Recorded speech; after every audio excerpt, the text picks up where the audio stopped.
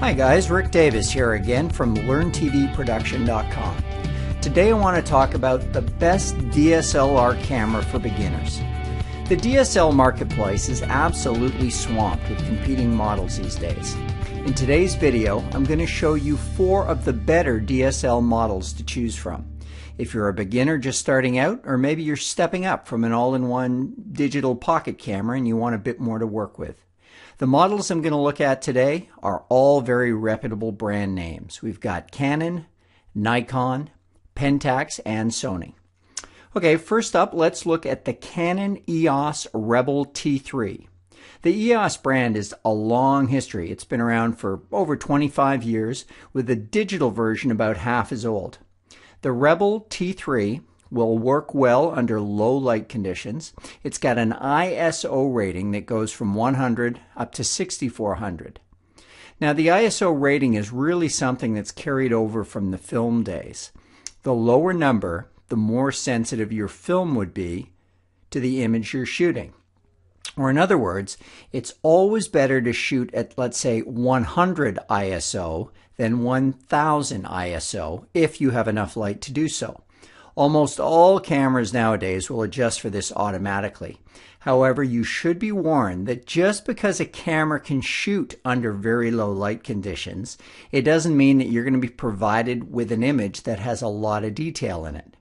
The sensors are much better than they used to be, but for me, I always prefer to shoot with more light than less.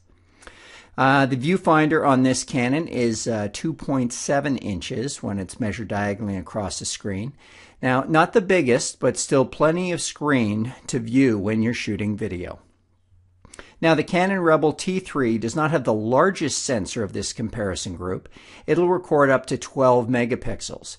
The Nikon I'm about to tell you about records up to 24 megapixels. However, over the years, I've shot more professional video on a Canon DSLR than any other brand. I've never been disappointed. I'm a big fan of the Canon line. Nikon is another quality brand out in the marketplace. The entry-level DSLR that I'm putting into this comparison group is the Nikon D 3200. As with the other cameras, this camera shoots stills as well as video. One very nice feature the D3200 has is that you can shoot stereo sound with it. The camera comes with a built-in microphone that records in mono only, but you can add your own stereo mic through a mini plug input to record stereo audio. The camera records HD video up to 1080p. Many on the market will only go up to 1080i. Now this is a bit of marketing hype, however, because I would defy most viewers to be able to discern the difference between 1080i and 1080p. The I is for interlace and the P is for progressive scan, in case you're wondering, but that's for another video. I digress here.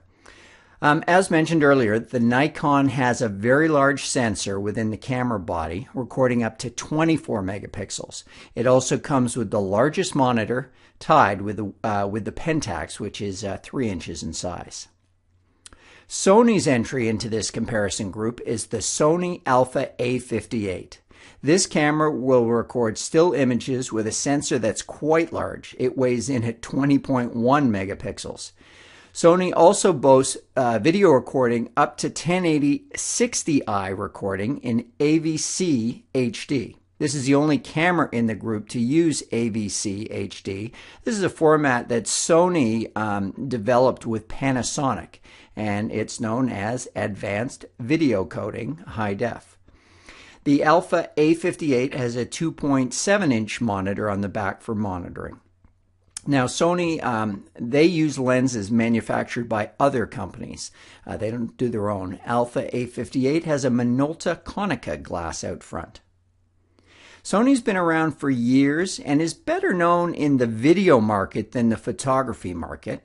I've spent far more time using Sony products simply because I work primarily in the video production industry. But they've made strong inroads into the consumer DSLR field, and they do produce a reliable product. The final camera we're going to look at is from Pentax, the K500. It's a solid camera, but does lag ever so slightly in image quality. This camera's sensor falls in between the Canon and Nikon models. The Pentax K500 has a 16 megapixel sensor. Video capturing is very impressive. It'll record in full 1080p HD video at 30 frames per second, or you can do 720p if you want to record at 60 frames per second. This may sound like a nice option to have, but in reality, as I said earlier, it's more marketing than anything else. Sometimes I feel it's best to shoot at a slightly lower resolution just to ensure you'll get more recording time out of the record medium you've got. All of the cameras in our comparison group use SD, SDHC, or SDXC storage cards. I have a bit of a soft spot for Pentax products, as my first SLR camera was the Pentax K1000, but I'm dating myself a little here. It was an extremely reliable camera at the time. In the final analysis, none of these choices are going to lead you astray. They're all very good models sold by solid companies that have good long track records. I have my biases, as you've heard in this video, but I've used 3 of the 4 companies' products and I have never been disappointed. Like with anything, once you get your hands on the model and spend some time shooting with it, it'll become second nature to you, and your skills as a photographer, videographer will grow rapidly. Happy shooting! I hope you found this video helpful.